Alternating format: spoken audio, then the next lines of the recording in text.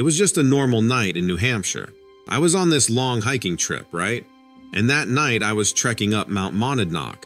I'm not much for spirituality, but there's something about those starry nights that just, I don't know, brings peace maybe. To be honest, I wasn't there for the hiking. Just needed to escape the city noise and lights. Out there in the wild, it was just me and the indifferent majesty of nature. Peaceful. Yeah, that's the right word for it. So it was one of those nights, and I had just reached the summit of Monadnock. I remember just standing there, blown away by the beauty of the night sky. The wind was moving slightly, and the moonlight turned everything silver. After setting up camp, I took a 5-minute walk and then just sat down with my notebook. There's something about writing down your thoughts in the middle of nowhere. But just as I was about to start writing, this weird noise came from the trees below. It wasn't the type of noise you'd expect in the forest. Not an owl or a fox, but something different. It was a low, eerie sound, a sort of rumbling growl. I got up, looking towards the source of the disturbance, but saw nothing. I first thought it was a big animal, like a wolf or bear, but the sound didn't fit. Then the smell hit me. The smell hit me hard. Rotten. It's like my stomach knew it before my nose did. My insides tightened. Without thinking, I stepped back, like something was pulling me away from that awful smell. I had this chill come all over me and I started heading back to camp. I just knew in my heart that whatever was making that noise and awful smell was coming closer. I remember cursing at my decision to camp alone. Right then, all that peaceful nature stuff seemed pretty overrated. As I got up to move, a silhouette shifted in the trees below. Large, unnaturally so, much larger than any local fauna. It kind of looked human, but not really. Like not normal human. And the pair of yellow eyes glinting in the dark. Well, that was a turning point for me. That was the point where the hair on the back of my neck declared a full-fledged standoff with gravity. But the worst was far from over. This was just the beginning. The full nightmare. The way those yellow eyes caught the moonlight, it felt like something from a nightmare. The fact that I couldn't see what was behind the eyes made things even worse. The trees hid it too well, almost as if the night itself was covering it up. It felt like the air around me had hardened, swallowing sounds and my courage. I was so scared, just staring into those silent eyes. I could hardly swallow. Seconds turned to minutes, and all I could do was stare back at what was staring at me. This reptilian-like creature, a hulking form, some freak combination of man and dinosaur.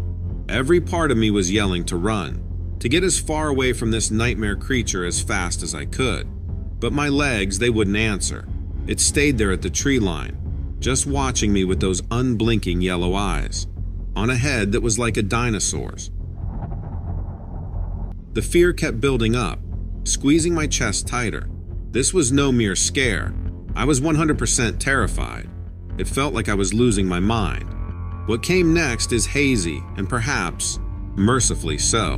The monster, realizing that I had seen it, let out a noise. There's no sound I've heard that even compares.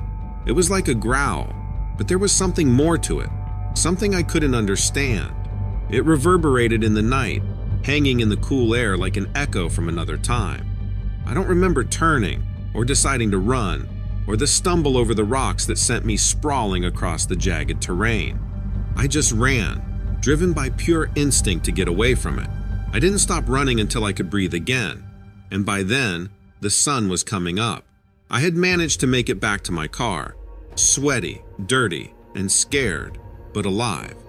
That day, the drive back to the city was both excruciatingly long and terrifyingly short. Could I have been seeing things, or was it just a big animal? That's what kept reeling through my head. But I know what I saw, and the thing seemed aware. I've tried to forget, I've tried. But those eyes, brutal and calculating, they haunt me even now. I see the wild differently now. What used to be peaceful silence now seems creepy. And the dark. I definitely don't want to see those eyes again. But even the quiet of the city bothers me now. It reminds me too much of that night, of those eyes hiding in the dark. If there are things like those hidden in the wilderness, then we all should be a little more cautious venturing into the wild.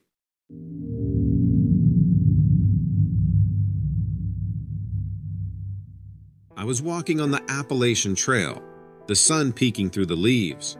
This part of Virginia, with its twisted roots and endless green, was my escape. It was the summer of 2015, and the forest was teeming with life. I've always been a nature lover, at peace with the wind rustling the trees and animals darting about. I made this journey to the woods often, not just for the love of nature, but for more practical reasons. I was a gatherer. I taught myself about different plants and herbs and their traditional medicinal uses. I loved them all, from St. John's wort to ginseng. I found it satisfying to work with nature, using natural remedies instead of synthetic ones. On this particular day, the morning sun was just beginning to warm the damp, dew-covered forest floor. The thick canopy of leaves overhead created patches of shade, casting the woods in a stunning array of lights and darks. I took a deep breath, loving the tranquility and the smells of earth, leaves, and a hint of decaying wood. As I walked deeper into the woods, my basket in hand, my eyes scanned the scenery, looking for the subtle colors of the herbs against the vibrant green backdrop. It was around noon when I picked a spot to sit down for some lunch. I'd chosen a spot beside a small brook and watched tiny fish darting back and forth in the sunlight shining on the rippling water. I'd just bitten into a sandwich. The only sounds were my own munching and the wind through the trees when I heard a distinct crack. It sounded like I heard a heavy step onto a dry branch close by. I paused. It was louder than the noise small animals usually make. The sound was loud and out of place in the forest. It took a moment, but I assured myself that it was likely a larger animal. Maybe a deer, I thought to myself, or perhaps a black bear, which wasn't that unusual in these parts. Suddenly, an odor wafted through the air, strong and pungent. It smelled like something rancid, something putrid. It was a horrible, unfamiliar smell that made my stomach turn. As my senses filled with revulsion, I noticed the trees creaking, far more pronounced than before. The forest seemed to close around me, my solitude turning from calming to eerie. Then I heard a strange grunt and a deep, powerful howl in the distance, not like a wolf's. I tried to shake off the odd sensation wrapping around me, telling myself that it was still daylight and there wasn't much to worry about. But the undercurrent of unease in the pit of my stomach refused to leave, the clear notes of that howl echoing in my mind. In retrospect, I don't think anything could have prepared me for what I was about to encounter. But for now, I was just a simple herb gatherer oblivious to what was about to happen. But in fact, this was just the beginning of the unraveling of my journey that afternoon. Then, suddenly, everything changed. The forest went dead quiet. No wind, no rustling leaves, no distant chittering of wildlife. Just an unsettling, complete silence. The feeling that something wasn't right washed over me. It was as if I had become the prey, and somewhere unseen, eyes were locked on me. It's weird. One second you're just enjoying nature. The next, you're right in the middle of something real intense. No sooner had I collected my thoughts than a rustle echoed, followed by the undergrowth giving way. I turned around, my heart pounding against my chest, and found myself looking into just the sort of nightmare you hope to never encounter. Out of the shadows, this huge 7-foot-tall thing stood up. It was hunched over, but definitely on 2 legs. It was covered in this thick black fur, and was all muscle, especially around its shoulders and legs. That face, though, it's still clear in my mind. Long snout, full of scary teeth, and those yellow eyes under heavy brows. And it had these dark, jagged scars in its fur. But it was the legs of a dog, eerily and powerfully humanoid, ending in elongated, clawed feet that startled me the most. It was like a living myth or nightmare, right there in front of me. For a few fleeting moments, the world seemed to stand still as we stared each other down. It let out this deep growl that shook me to my core. I never knew I could be that scared. In that intense face-off, every instinct told me to run. As if sensing my panic, the creature jolted sharply, causing me to stumble backward. I watched spellbound as its massive frame twisted, turning to melt away into the forest. Then, with one last growl, it was gone, and I was there alone, the silence all around me. The walk back home was a blur. My body moved on autopilot, my mind a storm of thoughts. I visited the forest many times since that day. However, it's never been the same. There's now a lingering awareness of something more, something lurking beneath the surface of the tranquil greenery. I continue my gatherings, albeit with a heightened caution. After that, not just the forest, but everything seemed different. To think creatures from legends could be real, living unseen among us. It's not fear I feel now, but a sense of awe and respect for the natural world and the unfathomable mysteries it beholds.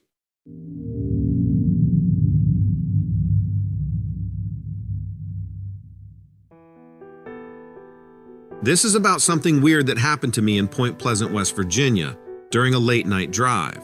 It was midwinter, a couple of years ago, not long after the new year had started. At that time, I was driving trucks for a living. Not a fancy job, but it paid the bills, and I liked having time to myself. Point Pleasant was on one of my regular routes, a bit off the beaten track, but a nice, quiet place. It's quaint in daylight, but kind of spooky at night. Also, you need to understand something about Point Pleasant before I go further. It's an old town with a lot of history and rumors. Strangest of all, it's known for some creature some folks call the Mothman. I'm not one for ghost stories, but in Point Pleasant you can't help but hear about this Mothman. On this particular night, I had started my run late because of a holdup back in Pennsylvania. My schedule was all off, and I was pushing to make the time up. It must have been about 2 a.m. as I started driving past the West Virginia Ordnance Works. It's an old World War II facility, all ruins now.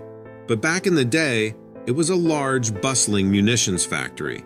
Now, it's just a bunch of creepy, broken-down buildings and overgrown plants. In the daytime, they look like remnants of a forgotten era. But at night, they are creepier than anything I've ever encountered.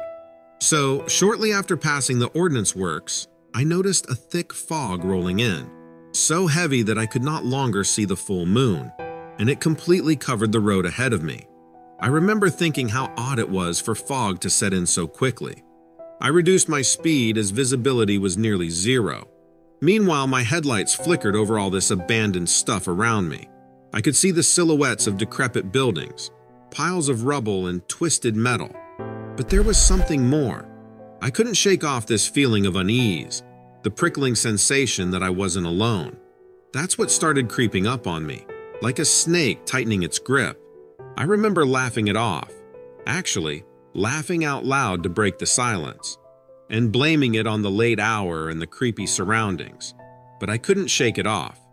I turned up the radio, trying to drown out my overactive imagination with a familiar country tune. As the minutes passed, my paranoia grew, and even the comforting tunes from the radio weren't helping anymore. I could feel my heart pounding in my chest. Felt like I was heading into some kind of nightmare. I tried to shake it off by rolling down the window, but the cold fog just poured in. In the distance, the decrepit remains of a manufacturing plant loomed ahead. As I approached it, I could make out something large perched on top of it. I squinted, trying to make sense of it. It was motionless, almost part of the structure, but there was something unnatural about it, something eerie. Though the details were hard to make out, dread washed over me. Out of nowhere, my headlights caught these two big glowing red orbs, almost like brake lights hanging in the dark. I slammed on the brakes, the truck screeching to a halt. Staring back at me, barely 20 feet away, were two massive reflective red eyes. I panicked, feeling this cold, sharp fear grabbing hold of me. Just below those eyes, a body materialized, covered in black. It looked like a person, but had these bat-like wings wrapped around it. It was so weird, I couldn't even make sense of it at first. Look, I've driven through blizzards in the Rockies, rainstorms in the Great Plains, even dodged tornadoes in Oklahoma, but nothing I've ever seen scared me like those red eyes did.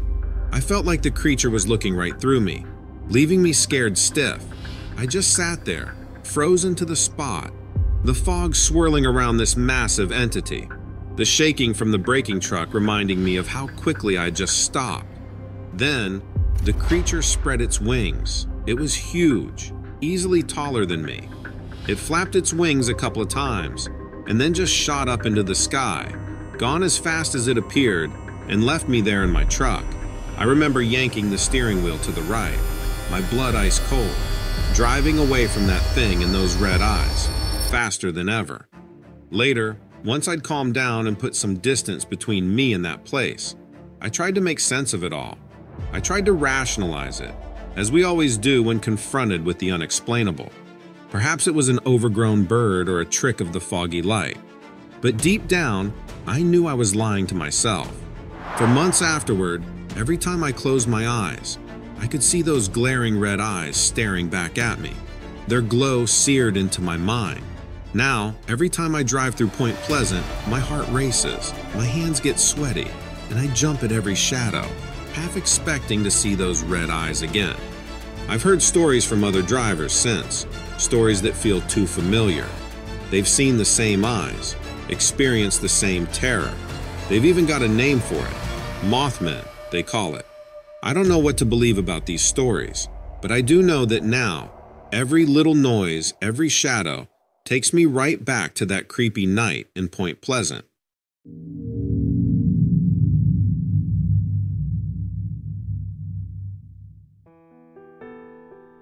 I was in California for work a few weeks ago and ended up with a free day.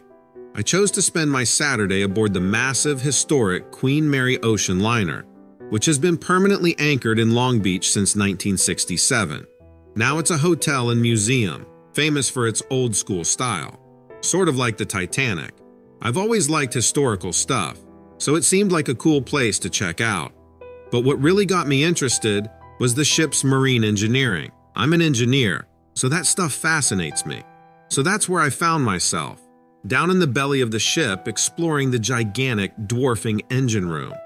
The ticket clerk warned me to be careful. Some parts were off limits because of the ship's age, like they could fall apart anytime.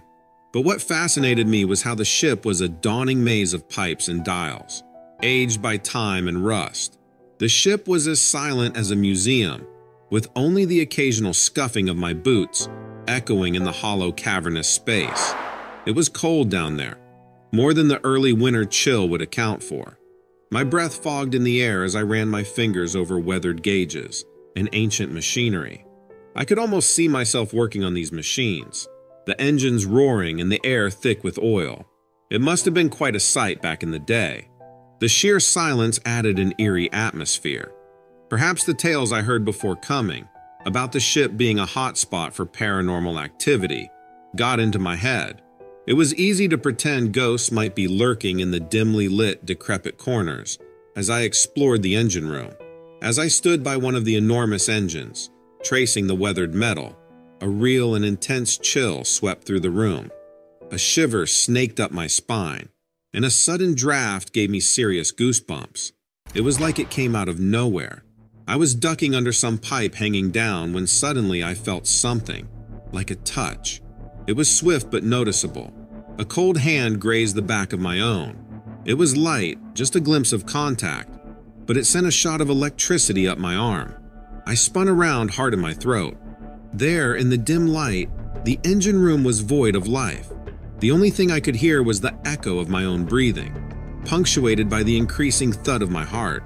I thought about ghosts, how they are often described as cold and slightly out of sight, always in the corner of your eye. But the thought seemed absurd. It was just a cold room and an old ship, I reassured myself. But then, why was there a cold, tingling sensation still on the back of my hand? Suddenly, the extensive, intimidating expanse of the ancient engine room seemed far too unwelcoming. Call it nerves or an active imagination. But I had to take a moment to assure myself that I wasn't overreacting. After all, there's an added eeriness in an antiquated ship, especially one decked with tales of haunting and specters. Trying to be logical, I figured it was just a draft from somewhere. It's just a ship, not a haunted house, right? But then, why did it suddenly feel like someone else was there with me? As this icy breath of air continued to play around, I noticed it. A change. The dimmed lights overhead flickered out, plunging the room into an eerie darkness. My heart hammered in my chest as goosebumps prickled over every inch of my skin. This was more than a gust. I felt a strange magnetic pull toward the old engine, which, in the gloom, seemed to be breathing in tandem with me. The cold felt almost alive, like it was moving around me but also staying put. It felt like someone was in the room with me. And then it happened, that touch, again. I felt it again, that cold hand brushing against mine. This time it felt like it was doing it on purpose, like it was trying to tell me something. Heart pounding, eyes straining in the gloom, I noticed something. A strange glow, soft and ethereal, radiating from the antique dial by the engine where I stood. This glow wasn't coming from any bulb. There was no power supply, no wire, just this weird light pulsating in sync with the old machinery around me. I'm not ashamed to admit that I was scared. The cold went right through me, and that's when I noticed the hand was still there, right over mine, kind of like how a parent would do it, comforting. Everything within me screamed to bolt, but as though hypnotized, I found myself unable to move. Instead, my own hand brushed the space where the touch had come from, feeling nothing. I never believed in paranormal stuff, like actual ghosts or anything. But there it was, the unavoidable, the inescapable reality. I was in the presence of a spirit. Whether it was benign or not, I didn't know, and quite frankly, I wasn't willing to stick around to find out. With breath trapped in my lungs, I backed away from the engine and the now subtly glowing dial. It felt like running away broke some sort of spell. I turned fast and just ran out of there. Didn't even look back. My mind filled with horrifying tales of ghostly apparitions. Later, back where the ship was busy and alive, far from that creepy engine room, I was still freaked out, but it was more like being really nervous than outright terrified. I'm a practical guy, rational. I always thought ghosts were just stories, fun to talk about but not real. But that encounter, it was real. The lingering chill on my hand was proof. I can't explain it. I wouldn't dare try. All I know is that I experienced something that day aboard the Queen Mary, something not wholly of our world. Even now, thinking about those tingling touches and that weird glow, maybe it was a ghost or an old ship worker, still gives me the chills. But do I regret it? Strangely, no. It's both spooky and fascinating, like those ghost stories people always argue about. And even though it scared me, now I've got my own ghost story to tell, an experience to ponder upon. It's like getting a peek into something you're not sure is real, until you're right there in the middle of it. And now I can't help but wonder, I keep thinking, what if that ghost or whatever it is still on the Queen Mary, just waiting for someone else to show up?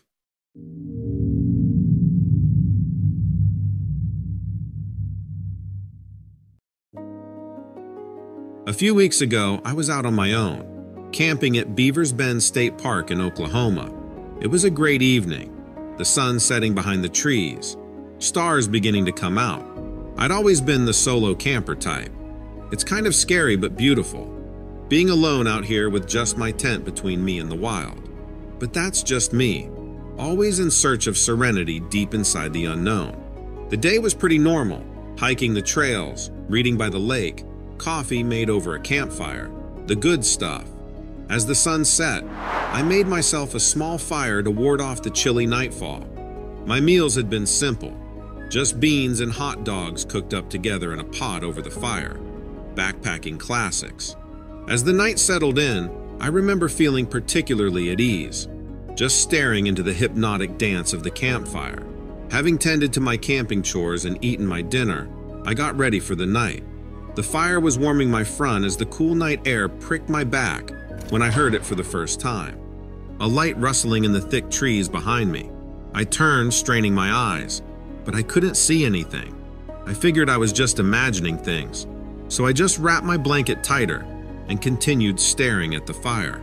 The night carried on peacefully, so I just sat there, letting the steady popping and crackling sounds lull me into a relaxed state.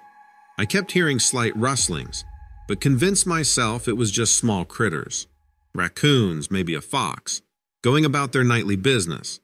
But when I heard this weird, low sound from the woods, I started feeling uneasy. It wasn't loud, but its depth seemed to carry, and I could feel it more than I heard it. Rumbling through the ground, a hollow echo in the night, between the soft hoot of an owl and a distant coyote's howl. Then there was this terrible smell, like garbage and dead plants. Actually, it smelled like rotten garbage, wet soil, and dead plants all mixed together. It was so strong it made me feel sick. My eyes actually started to water, and I had to cover my mouth with my shirt to escape from the nauseating, putrid odor. Something must have died nearby, I thought, peering into the pitch darkness. It was then I realized the nocturnal sounds of the forest that had been my steady background had grown remarkably quiet. There was no rustling, no hooting. Even the wind had died down. That total silence started to really freak me out. I decided to pack it in for the night, tamping down the fire and retreating to the safety of my tent, hoping both the smell and unease would be gone with a good night's sleep. I was just lying there in my tent, half asleep, noticing how quiet everything got, and that realization made me wide awake once again. But then I heard it again, the rustling noise, but much louder this time, more deliberate. It felt too close, too personal, and this time it came along with an unmistakably heavy thumping that shook the very ground I was laying on. I got goosebumps all over, and the hair on the back of my neck stood up. I was holding my flashlight super tight, my heart just pounding away uncontrollably. I decided to tread lightly and open my tent zipper, just a tad to see outside. Silently, I peeked through. There in the moonlight, I could see something huge. It looked like what people say a Sasquatch looks like. It was huge, like something you could only imagine in your mind. But there it was in front of me. The creature stood easily over 8 feet tall. It was muscular, and I could see its muscles moving. In the moonlight, I could make out its furry face, a big forehead, and deep eyes. It looked kind of like a human, but also very much like an animal. It was a sight too unbelievable to accept, yet there it stood right there. Its hulking body was covered in hair that varied in shades, that ranged from a gruff brown to subtle streaks of reddish colors, moving oddly against the inky darkness. It moved around the edge of my campsite, big and quiet. It moved carefully but confidently, and each step it took shook the ground. Before I could contemplate what to do next, the Sasquatch raised its head, opened its stout jaw, and emitted a bone-chilling yell that made my blood freeze. It was a deep howl, a primal shout that echoed through the eerily silent woodland, petrifying me in my spot and triggering a wave of chronic goosebumps. Then, as quickly as it revealed itself, the giant lumbered off into the darkness, leaving me staring at the gaping void where it had stood. As it left, I heard branches breaking under its weight, and then it was quiet again. There I was, left alone with the residue of a creature's echoing howl and its putrid scent hanging in the night air. My brain scurried to make sense of what I had just witnessed, my reality tilting between my logical self fighting to deny the uncanny and my eyes swearing by the truth they had just witnessed. The whole thing was over in a few moments, but I'll never forget it. There's a dread, a fascination, and a burst of adrenaline that comes with realizing that you've been in close proximity with a real live creature that isn't proven to exist. I questioned what I experienced for many nights after, wondering if it was my overbearing solitude projecting its lonely fears, or if I had genuinely witnessed a legend in the flesh. The latter seemed terrifyingly appealing. I guess I've got a pretty wild story to tell now, about the night I saw something that might have been a Sasquatch.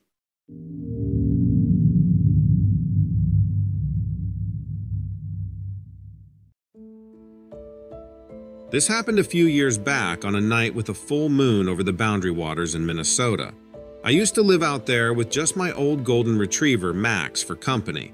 The place is amazing, especially when the moon's so bright, it almost feels like day, but quieter. I get why people like the city, but nothing beats a walk under the stars for me. The air was crisp and smelled like pine, and I could hear the creek nearby. I had no idea I was about to get the scare of my life. Max and I were ambling along the dirt path. The night was peaceful, and I remember feeling lucky to be out there away from the city noise. Just me, him, and the moon. I'm not a hermit or anything, but those quiet walks with Max, they really helped clear my head. We had no idea something was out there, so we just kept going on our night walk like we always did. Max has always been a faithful companion, looking out for me in the forest. I remember how intently he watched our surroundings that day, cautious but relaxed. His ears would perk up with any cracking twig or rustling leaves, but he wasn't easily spooked. Having Max there felt good, even with the moon making these long shadows on the path. So, there we are in the middle of nowhere, in the dead of the night, Max and I.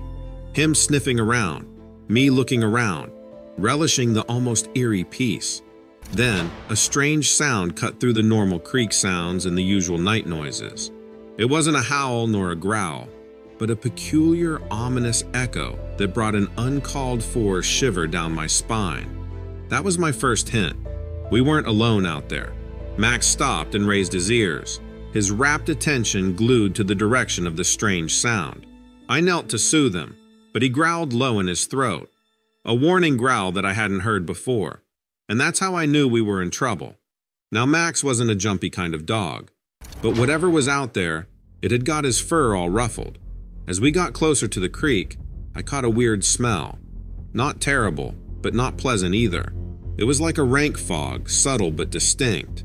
I remember feeling the hairs on the back of my neck stand up, and with a sick sense of dread, I finally recognized it for what it was. Fear. Just ahead in the waveringly moonlit bushes, I noticed a large shadowy figure. All I could truly make out were two glowing eyes, staring straight at us, casting a chilling menace.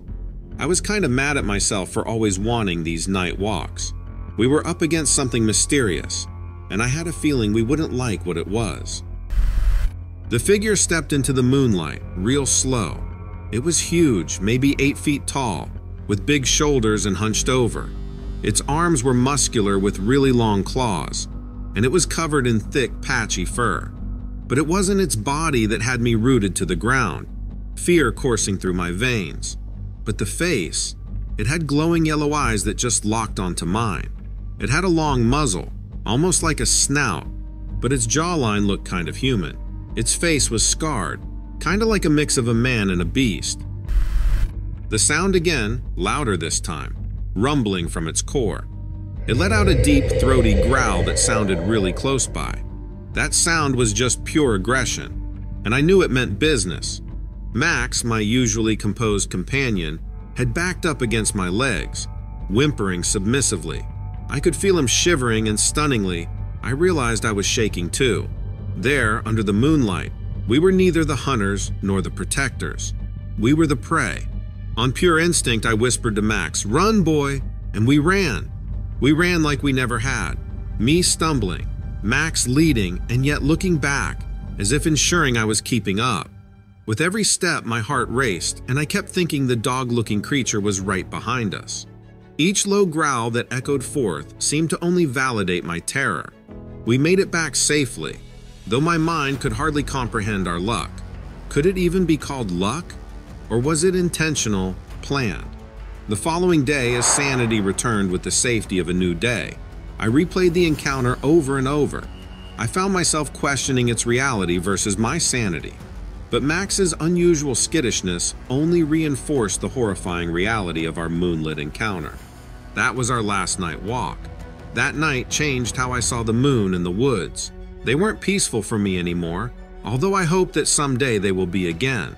We were even scared in our own home, always thinking about that creature out there in the woods. In hindsight, our encounter taught me one profound lesson.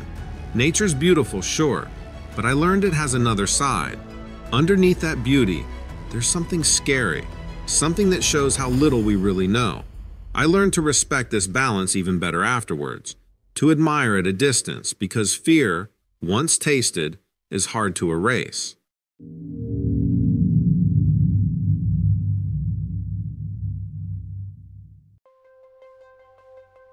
I love running through nature, far from crowds and city chaos. A couple of years ago, I thought, why not take my running into the wild? So, I picked Florida's Myakka River State Park. It's not as crazy as it sounds. It was a November evening, and I, new to Florida from North Dakota, was still getting used to the warm weather at this time of year. Running on leafy trails with the warm air is way better than a treadmill any day. So I went for a jog at dusk.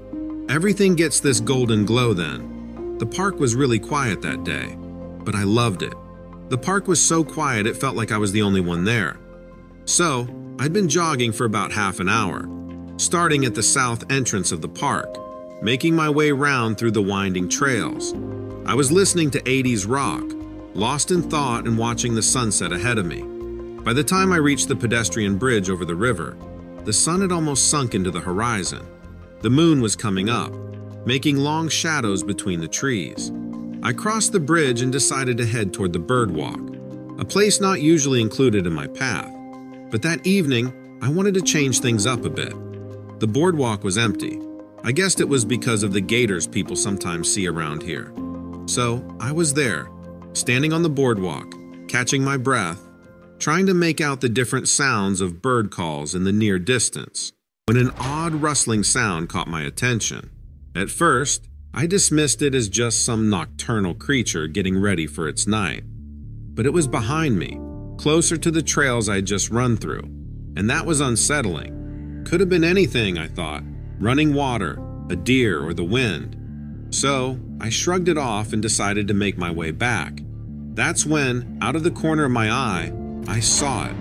A silhouette in the dark, tall and strange, standing on the trails I'd come from. I felt like it was watching me. I froze, my heart thumping so loud I could barely hear my music. It took a moment for my eyes to adjust to the fading light. But when they did, I saw its eyes, two burning red orbs, penetrating through the darkness and staring right at me. I froze, my heart racing. Didn't know if I should run or stay put. I didn't know what else to do, so I just turned around fast. I braced myself and turned around in one quick motion, my heart pounding like a bass drum. Staring back at me from the top of the tree was a creature like nothing I've ever seen before. In the dim light, I could see it was big, maybe 5 or 6 feet, sitting in a tree. It had a human-like torso, but covered in this slick gray skin, almost like wet clay. It had a set of large wings folded at its back, like gigantic fans, but they were leathery and dark, very bat-like.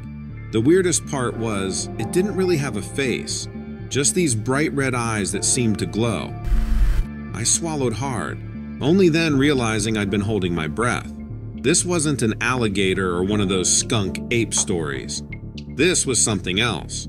My mind screamed at me to turn around, to run like hell, but my legs refused to obey. It felt like it was just me, and whatever this thing was, face to face. Time seemed to stop. All I could think was, this is it. This is how I go. Heart attack in a state park.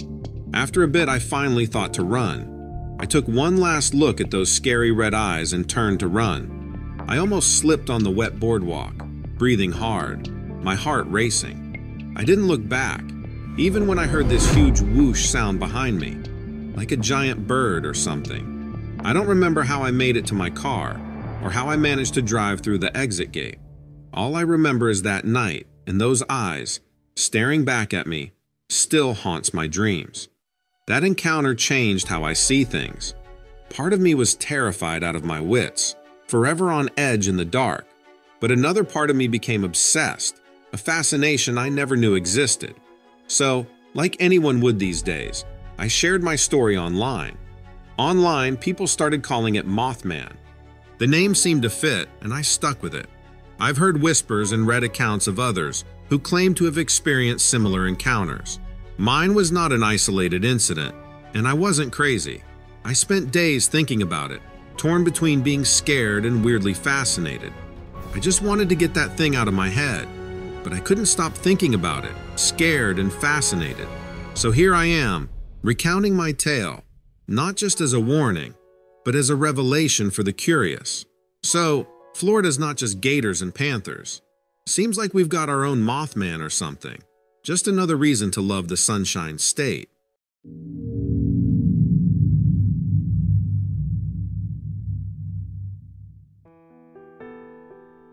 This happened last fall, late October, I think, when the leaves were just starting to cover the ground. I teach history at the local high school. Always been drawn to old mysteries and ancient stories. You know, those puzzles from the past that just beg to be figured out. I found myself drawn towards Eight.Aztalan State Park, and, on the weekend, I'd often head there to ponder over the ancient connections and dig a bit deeper into the mysteries of the past. The park used to be some ancient civilization's home. The name Eight.Aztalan itself was named after the Aztec capital, and thanks to the misunderstandings of an early historian, we were led to believe for a brief spell that Eight.Aztalan and the Aztecs were one and the same. Anyway, it was late afternoon when I figured I'd spend some time walking amidst the ruins. I had some time to kill, and I always get a kick out of the unknown, the untold stories. That day, I decided to take my usual stroll around the bases of the temple mounds, enormous earthen platforms that were formed over a millennium ago. I walked between tall, grassy mounds, running my fingers over the old signs telling the place's history. I ducked under sprawling ancient tree limbs that twisted like frozen serpents above me. The air felt kind of eerie that evening, but I figured it was just because of the twilight and the quiet of the place. Every mound and piece of broken rock seemed to whisper stories about rituals, battles, and the daily lives of the people who used to live here. It was kind of spooky, imagining it all as I walked. My fingers brushed against an old, decaying length of rope that was once purportedly part of a barricade. Touching it gave me the chills, imagining people from way back using it to keep out dangers. As the final rays of the sun began to dwindle, the night call of an owl split the stillness of the air. A slight shiver ran down my spine as I found myself at the edge of a partially excavated pit. Peering into the void, I could make out the dark shadows of what once was a great fireplace or stove. Continuing my exploration, shadows danced in the cool autumn breeze, stretching and growing as the dusk deepened. Suddenly, a rustling in the bushes made me jump. My heart pounded in my chest as my eyes darted toward the noise. Then a strong wind started blowing, hitting me with cold gusts. I pulled the collar of my jacket up against the wind as I continued my exploration, an unusual sense of unease staining the experience. There was the usual smell of rotting leaves, but there was also something else, a weird, bad smell. It took me a moment to determine its source, or even acknowledge it. There was something off. Something just felt off, even with all the history around me. Suddenly, the birds stopped chirping. It was weird, like something made them go quiet. I should have taken that as a sign, but curiosity took the better of me, and with the approaching night, my exploration took a turn towards the mysterious and the creepy. As I retraced my steps back on the well-trodden path, the feeling kept intensifying. I couldn't shake off this creepy, unexplainable fear. The hair rose on the back of my neck, and I couldn't help feeling like I was being watched. I tried to shake it off, but something felt really wrong. Then, this awful smell hit me, like something dead and rotting. It was so bad I almost gagged. Trying to make sense of my dangerous curiosity, I rounded a bend to be faced with what looked like a dark silhouette atop one of the temple mounds. It was super tall, like 8 feet or more. I caught my breath and my eyes went wide. This figure wasn't human, its legs pale and long as if they belonged to a deer or elk, but it stood upright on 2 legs. The outline of what seemed like antlers protruded from above, giving the figure a horrific specter. But most terrifying of all, 2 yellow spots on its head, strikingly similar to predatory eyes, were illuminated in the deepening twilight, piercing the stillness. Aghast and frozen in place, I realized my gaze was connected to what could only be its own. These horrifying glowing eyes were concentrated on me, and for a minute, or maybe it was a century, time appeared to pause. A racing current of terror coursed through me, warning me that the darkness was more than it seemed.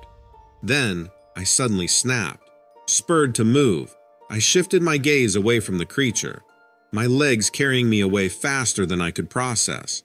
I couldn't get that scary figure out of my head as I ran. I finally made it to my car, still shaking. I got in and drove off fast. Those glowing eyes still burned in my mind. The rest of the night, I was a mess of fear and curiosity, wondering and worrying. Had my mind crafted an elaborate horror in the backdrop of ancient history? Or was there truth in the lore spoken in hushed whispers around late-night fires? Stories of a creature, the Wendigo, an evil spirit with a horrific appearance of a skeletal figure with rotting flesh and a head crowned with antlers, suddenly seemed all too real. I was scared, even though a part of me wondered if it was all in my head. Next day, I hit the local library, digging into all sorts of legends and folklore for answers.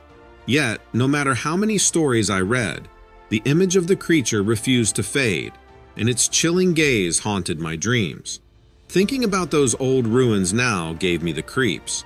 I had always found solace in the beauty of the park, its historical mystery alluring me.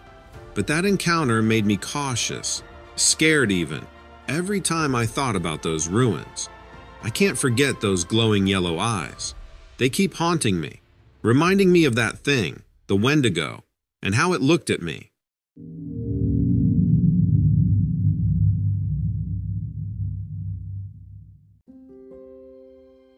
I've done plenty of odd jobs in my life, but this one job I took on was the weirdest by far. It was during one of those endless twilight hours you find in the Alaskan wilderness, not far from Denali. The sky was a mix of pink and purple that night. All around there were just trees and the odd mountain in the distance. So, why was I there? Well, it was just one of those gigs you take on when you're toggling between being an amateur explorer and a professional contractor. My client, an old man named Marty, lived in a cabin in the middle of nowhere, and I had a bi-yearly appointment to check in on him. Navigating through the silent wilderness was tricky, just following a few rough directions and aiming for the distant light of Marty's cabin. I was there to do some repair work. Marty was having issues with his plumbing. Not a surprise considering his isolated location. I had to wonder how he got running water out there in the first place, and wanted to remember to ask him. But there I was, tools in hand, ready to get down and dirty. But that day, things were a little too quiet in a way that made the back of my neck itch and my pulse spike up just a touch. I had this weird feeling, like the wilderness had a horrible secret. But, like any man with a job to do, I brushed off my initial unease and got to work. I arrived at Marty's, and after a few pleasantries got to work, starting first outside his house attaching some siding that had started to fall off. I had my flashlight, expecting the usual forest noises, but that day, everything was eerily silent. Not a single sound, which was kind of eerie. I was halfway done with the repair work when I heard this strange noise in the distance, a soft, rhythmic clicking. It wasn't like anything I'd heard before, sounded off, almost mechanical. I paused, trying to figure out if it was just some weird pipe echo or if it came from the woods. After a few moments, the noise went away, and I sighed in relief. Then, another feeling crept up on me, like someone was watching. It went from a little creepy to really unnerving, and I kept dropping my tools. I quickly checked around. The landscape was as empty as ever, but that feeling of being watched just kept growing. That's as far as I got before I had to call it a night. More out of a nagging sense of unease, rather than any real work restrictions. I figured I'd be better off dealing with it in the morning. But that night, in the guest room Marty had previously arranged for me, I couldn't quite shake off the eerie feel of the day. I had no idea that the real encounter was still to come. As I was trying to settle down, the feeling persisted. I tried burying myself in the warmth of the covers, trying to think about everyday stuff, anything to shake off the feeling that something was out there, watching. But then, that strange clicking sound I kept hearing snapped me out of it. There it was again, reverberating through the still night, seeming almost closer. I figured it was just some animal, the kind that skulks around at night. But then, on a particularly loud click, I glanced out the window, and my gaze was met with the sight of a figure just at the edge of the tree line. Something was crawling out there, staying close to the ground, moving like an insect, but not quite. I squinted, trying to make sense of it. It was pale, kind of lit up by that weird light you get in the Arctic. It moved unnaturally, all wrong in shape and form, like a nightmare come to life. It was about as big as a person, like a man crawling on all fours. But it was ghastly, elongated, and emaciated, something that couldn't possibly be human. For what felt like forever, I couldn't breathe or move, just frozen in fear. Its face glanced upwards, my stomach knotting at the sight of its large black eyes, a void amidst the pallor that sucked in all the twilight glow, only to reflect nothing. It had no nose, no ears that I could see, and its mouth, it was just this big, weird, gaping hole. A face, if it could even be called that. I stood there frozen, watching but not wanting to. The thing seemed to study the house for a moment, then, in an instant, disappeared into the trees, vanishing just about as fast as it had emerged. I blinked once, twice. Nothing but darkness met my gaze. I didn't sleep a wink that night. Every creak, every unfamiliar shadow had me on high alert. I couldn't wait for dawn. After grabbing my tools, I had a quick word with Marty about what I had seen. He simply scoffed and told me I needed to get more sleep, dismissing it as nothing more than an odd dream. My work got done, but I focused and got out of there as quickly as I could. But let me tell you, I've never been so happy to leave a job. It's almost laughable, a professional tough guy like me being scared of what probably was an oversized albino bear. But there are some things in life that can make even a grown man wish he was just a kid again, safe and sound. That crawling terror was one of them. Sometimes, when I'm alone in the twilight, the memories rush back, and the serene atmosphere isn't quite as peaceful anymore. Now, that clicking noise haunts me like a nightmare. Even twilight doesn't seem peaceful anymore, like there's always something creepy just out of sight. I've heard folksy tales of similar encounters up there, whispered in hushed tones, over stocky glasses of whiskey at the bar.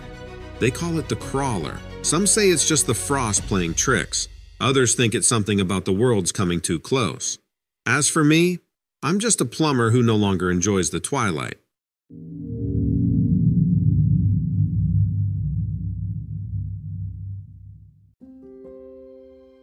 I remember that cold fall day like it was yesterday. It was my first solo trip as a photographer, heading into the Big Thicket National Preserve in Texas. It was like a small Amazon forest, right in southeast Texas. I've always loved exploring wild places and capturing their beauty with my camera, currently a Canon 5D Mark IV. So when I got the chance to explore the thicket, I didn't hesitate. The thick groves, big pines, scrubland, and murky waters were amazing to see. From the iridescent dragonflies to the bright wildflowers, everything pulled me away from life's stressors. Trying to capture that beauty on camera was just perfect for me.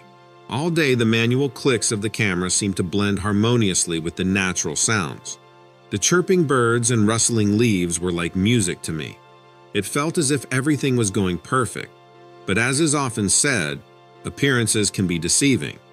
As it got dark, I wanted to take one more picture, a long shot of the starry sky. Setting up my tripod, my nostrils were suddenly assaulted by a stench of decay. The smell was so bad, it made me feel sick to my stomach. A chill crept up my spine that I couldn't shake off, especially as that rotten smell got stronger. I figured some animal must have just met its maker deep within the wild, chalked it up to the cycle of life and death, and tried focusing again on capturing my picture. As I was propping up my arm on the tripod and adjusting my camera to get the perfect shot of the stars, something flickered in the corner of my eye. Movement, quick, fleeting movement. Something tall and really fast moving through the thick bushes. Once again trying to shrug it off, I attributed the phenomenon to the wind and the tricks our mind plays in the dark when we're isolated.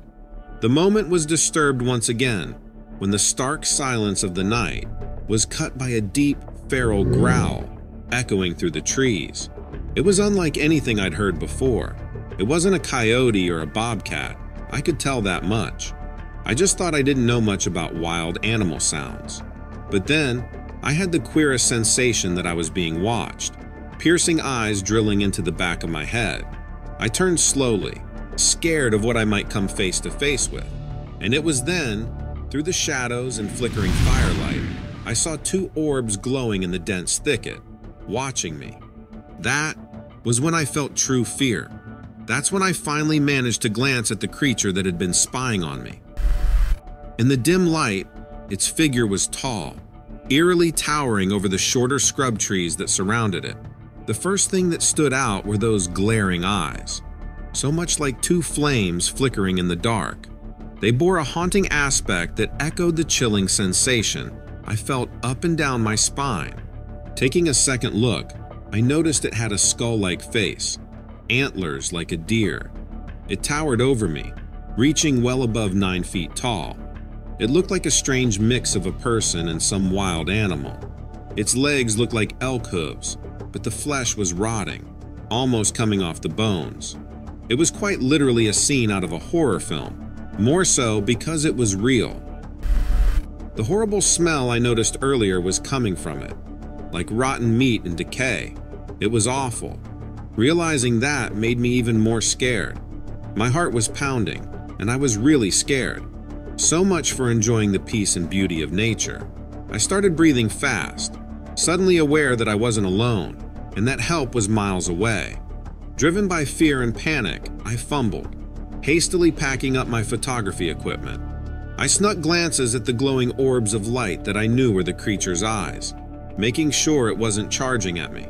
I had heard tales of bizarre creatures out in the wilderness, mythical beasts, and folklore characters coming from native legends, like the Wendigo. But none of that seemed important when you're staring at what could be a flesh-eating creature from those very stories. I ran. I ran as fast as I could, with thorny bushes ripping at my clothes, and my heart beating like crazy. I practically fell into my car, slamming the door shut, not daring to breathe until I was a safe distance away from the woods, under the comforting glow of the city lights. Back home, shaky hands and an unsettled mind made me pull up the images on my camera. Among all the pictures, the last one was by far the most terrifying one, a figure towering in the darkness, those haunting eyes staring right at the lens. I couldn't believe it. I had gathered proof of the existence of a creature people believed to be a mere legend, a figment of the wild imagination, Wendigo. The encounter has left me with so many questions and an underlying fear of the darkness that envelopes nature at night. It made me think twice about going into the wild like that again. I am sure about one thing though. True fear is looking straight into the glowing red eyes of a creature that's supposed to be a myth, deep inside a dark forest, miles away from the nearest human. And I felt it. It was real, all very real. It might not make sense, but it happened. My camera saw it too. Is my evidence solid enough to turn folklore and myth into reality? I wonder. Maybe, maybe not. I don't know what others will make of a Wendigo caught on camera, but for me, it will always be the time I narrowly escaped a creature of legend.